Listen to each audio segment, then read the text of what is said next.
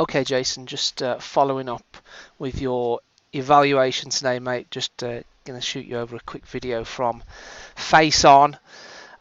We've got Grant Weight on the right hand side. We've got a couple of lines outside his hips, one line outside the left ear. And this is just going to help us determine if we're moving off the ball and how much we're moving towards the target coming down. A few little points in the takeaway. We spoke about the grip. We got your hands on the club better today with regards to left hand position, the fatty bit being on top of the grip, and also being a bit more in the fingers with the right hand as well. But there's a few things that we can take from Grant Weight on the right side. First one being the position of his legs and feet.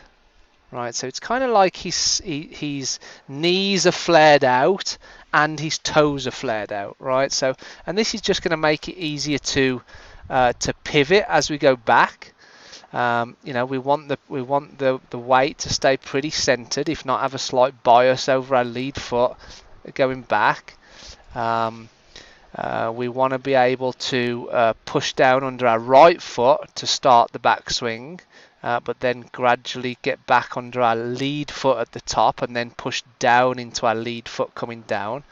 And you can see there with regards to the lag, that's one of the things that we talked about. Just kind of get fast forwarding a little bit, you can see how we spoke about your lag coming down. So that's going to be easier once we move the body better.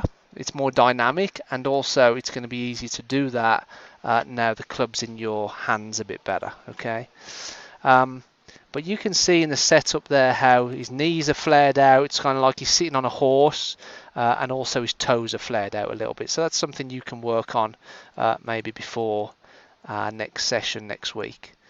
And then as we start going through the swing, like we said, really nice takeaway. Good rotation, right? If you look at how much he's turned at that point and how much you've turned, very, very similar. So really good takeaway. The problems arose when we started to get to the top, wasn't it? Right. So you can see how your hips are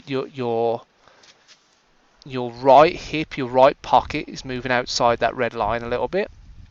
Your left hip is coming off the red line, so you can see how that left leg kind of sags in a little bit, that left knee sags in a little bit, right? So you're kind of staying on your right foot. You've shifted the weight too much to your right side, and this is all stuff that I'm going to teach you in the weeks ahead, mate. So basically we want to keep our arms on our torso. And then you can see as he gets to the top, you can see how his bias, if you look at his lower body, you look at his hips and his legs, you can see how as he starts down, his hips are already moving over his lead foot, right? So you can see the position of his left leg and his left knee. If we get that in a better position at the top, it's easier to then squat as we come down and kind of really push down under that lead foot as we start down, because your left leg sagged in, and you're keeping the weight on your right foot or over your right foot and on your right foot for too long, depending on if you're talking about weight or pressure, then that affects how you start down, right? If we bring you down there, you can see how his hips are more forward, kind of past that red line, and also got more of a kind of a squat look, right? Your knees kind of just over your ankle, right? We spoke about how you're dumping the club, and the better, the more dynamic the movement pattern is with your body, and the better you place your hands on the club, more in the fingers, you're going to be able to achieve a lot more lag coming down. So there's a good sort of image for you when the hands get over your right thigh, compared to where yours are. Right, so that obviously affects the low point. You can see how that club is kind of too low just before the ball, You look at his club. His club is attacking the ball, still going downwards through impact. Okay. So if we get rid of these lines,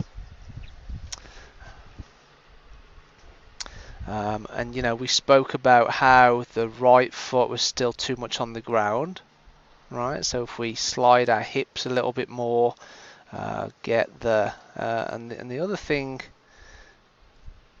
you know, if we put that line back there with the head, this is important because we don't want the head moving. Just make a better line there. We don't want the head moving because we only want the hips moving forward, and then that produces the right tilt and the bending backwards, which we spoke about, right? Because you move your head forward, and again, this is the stuff that we'll be doing. I know you wanted, you know, 4, 5, 6 pieces of information to take away today, and we spoke about this when we were doing the video analysis. But if I send you away thinking about 6 different things, you're just not going to make any progress. So, you know, the one thing I sent you away thinking about was keeping your arms on your chest longer. Keeping your hands inward more on the backswing, which will then affect how the club comes down into impact, which will help you slice. That's plenty to think about for your first lesson, mate. But you know, certainly moving forward as we progress through your lesson package, we're going to improve this position right here. So you can see your head's moved past the green line, and you've got no back bend. Right, so you can see your spine is pretty straight there. You look from his hips, you look at Grant Waite from his hips, and you look at his back going backwards. You can see how he's got some back bend now. Right, so we want to turn. We want our body to turn. We want it to tilt, going back and coming through. We want it to bend forward and extend.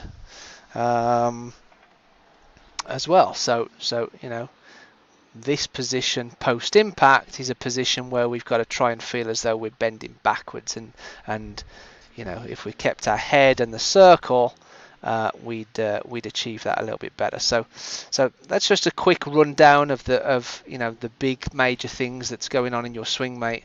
But like I said, today just think about keeping your arms on your body. Right, don't lift your hands up so high on the way back. Keep your hands more inward to get to the top, and then your club and your hands will come down more underneath your right shoulder and attack the ball more from the inside. And that is plenty to think about for your first lesson. But like I said, these few other things are things that we're gonna just chip away at during your lessons over the next few weeks. But it was a pleasure meeting you again today, and if you have any questions or anything like that, just shoot me an email. Cheers.